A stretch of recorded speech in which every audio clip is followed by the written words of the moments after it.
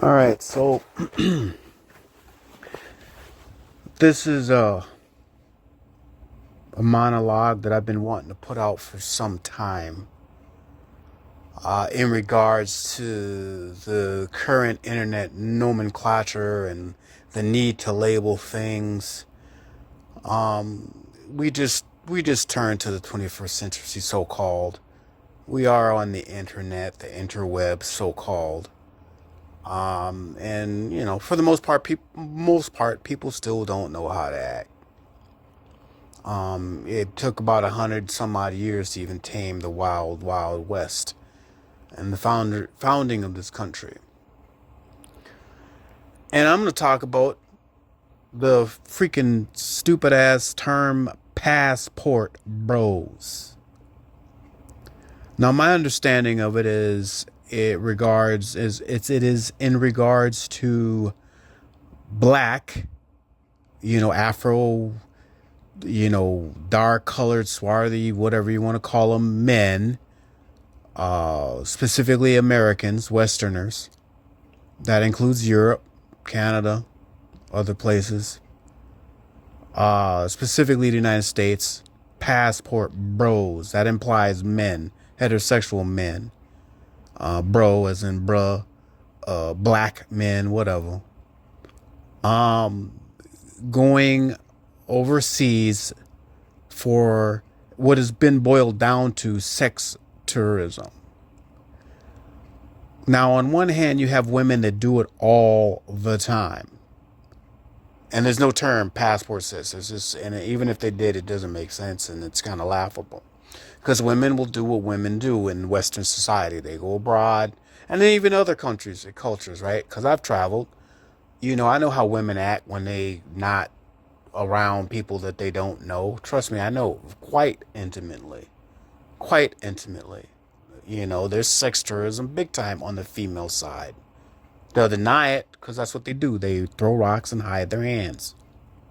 But the term passport, bro, I laugh at it. I scoff at it. I wince every time I freaking fucking hear it, and I'm sick and tired of it. I'm a Gen Xer. I'm in my 50s. I'm a deep Gen Xer, right? We made this shit. That's called the internet and the rest of it. What I was told by my mama was no sooner than I was 16, something like that, 16, 18, between then and there, was, oh, you need to get your passport. And, at the time, and even still now, it can be an expensive thing, upwards of $100 or so, depending on who you are and where you're at, blah, blah, blah. Your passport is your indisputable documentation of your citizenship from where you're from. In this case, when I'm talking about the United States, it trumps your ID card. It trumps your straight state issued ID card. It trumps your driver's license, state issued driver's license. It is your indisputable identification of who you are and where you belong. Now, prior to, I believe, I might be wrong, but I believe World War I, we didn't need passports to travel from here to there. You just didn't need it. That might digress into another conversation beyond my point. I've always had a passport. In fact, I'm on my fourth one, right? And I've used it for business mainly. The need to travel. Oh, the need to prove. It's called an I-9, right? If I lose my freaking wallet and then I keep my ID or driver's license, which in many states, your ID, state issued ID, or your state issued driver's license is a form of identification to that state, right? When you lose that or you misplace it, but you got to sign an I-9, and anybody that's trying to seek employment, you got to either have a green card or fill out the I-9 form with a documented form of ID, an accepted form of ID that is a state issued ID card or driver's license or a freaking passport, right? Now, I've worked the door a good vast majority of my adult life. Working the door. That means I was a bouncer. I carded you. Most people that are in my region. I probably, if you younger than me or my same age and you went to any one of the more famous clubs around here, I probably carded your ass. I didn't like doing it. That was one of the posts that I kind of stayed away from, right? But an acceptable form of identification was a passport, not your freaking workplace ID, not your unbank ID. If you didn't have a driver's license or state issued driver's license, state issued ID, you could get in with your passport. In fact, many people who would travel that would be coming into the clubs that I worked at, what did they use? I've seen British passports, Canadian passports, Japanese passports, Chinese passports, Israeli passports. I've seen all the world's passports. That's the Trump card of identifications. Now, speaking of Trump, right now, I'm recording this in February of 2025.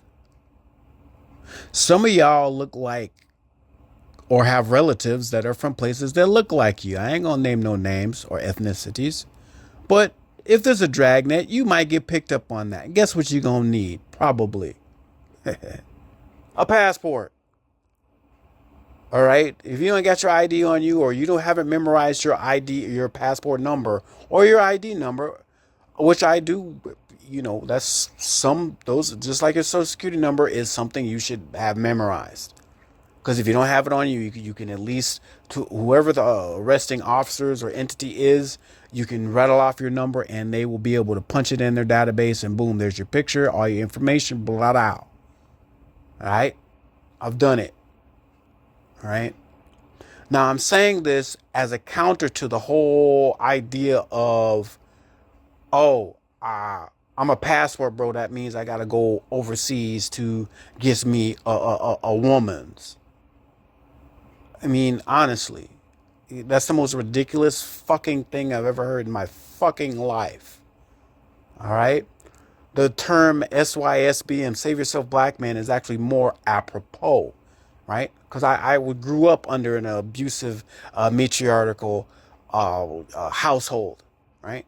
So I was all day, every day trying to figure out how I'm going to survive and escape that situation growing up as a heterosexual, quote unquote, black man. So save yourself, black man means something to me, but it don't mean just going someplace else and getting some pussy.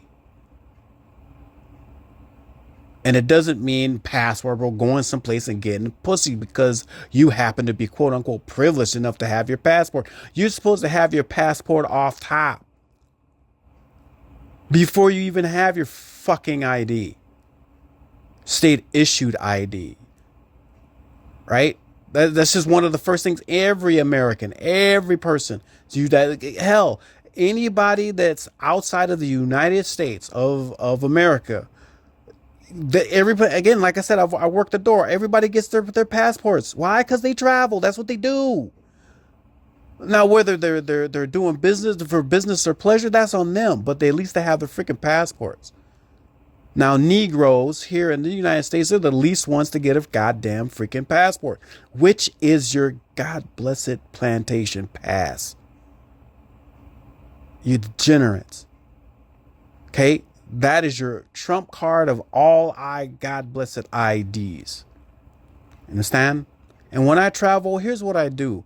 You have to safeguard your passport at all cost. So what I tend to do is I'll lock aside my actual document, the actual document. I'll set it aside, but I have a laminated color copy of it, at least with the numbers on it if I haven't memorized it.